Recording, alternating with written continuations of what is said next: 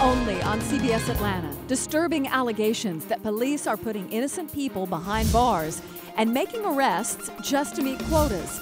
And when those cases make it to court, dozens of them get dismissed.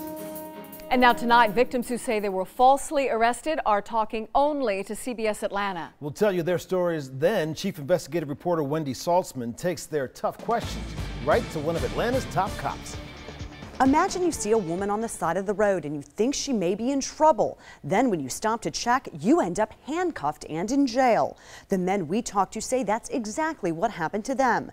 Now our investigation is raising tough questions. Are these men innocent? And if not, why are these cases routinely being thrown out?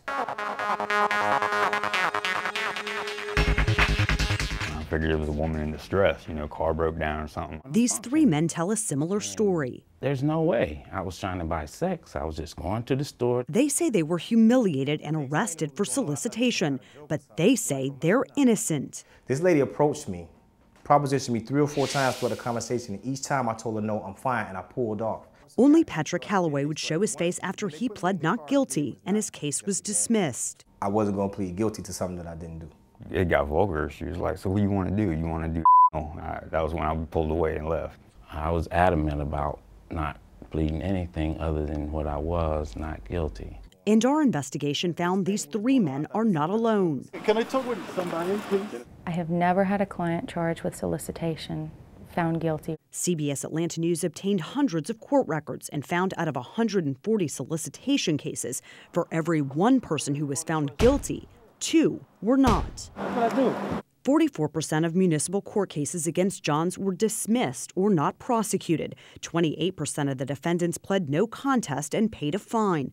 Only 22% of the men arrested were found guilty. I don't want people that are not guilty of a crime being subject to false arrest. Palmer and these three men we spoke to say officers never came to court to testify in their solicitation cases, and no videotaped evidence was ever presented against them. That's the first thing I discussed with the public defender, was how do we retrieve these tapes so that I can prove my innocence. Since August of last year, the chief has required the Vice Unit to record all arrests. We've spent almost, I would say, about $27,000 since last year on new equipment. This is one of those videos. It's Patrick Calloway arguably soliciting for sex.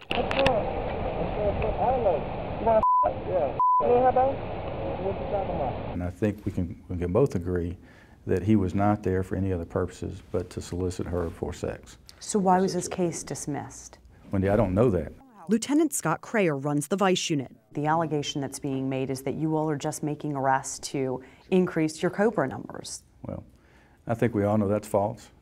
Every case we make is backed by strong probable cause. Crayer says the pattern of dismissals is news to him. He says his officers are supposed to be in court. I want to go back and see where the failure is or where the miscommunication is. If these cases are being dismissed because my unit's not there, then I need to know that. Crayer defends his unit's arrests and says every night people walk away because they're not breaking the law. And he says these stings have not and will never be made just to pad their arrest numbers. I'm Wendy Saltzman, CBS Atlanta News.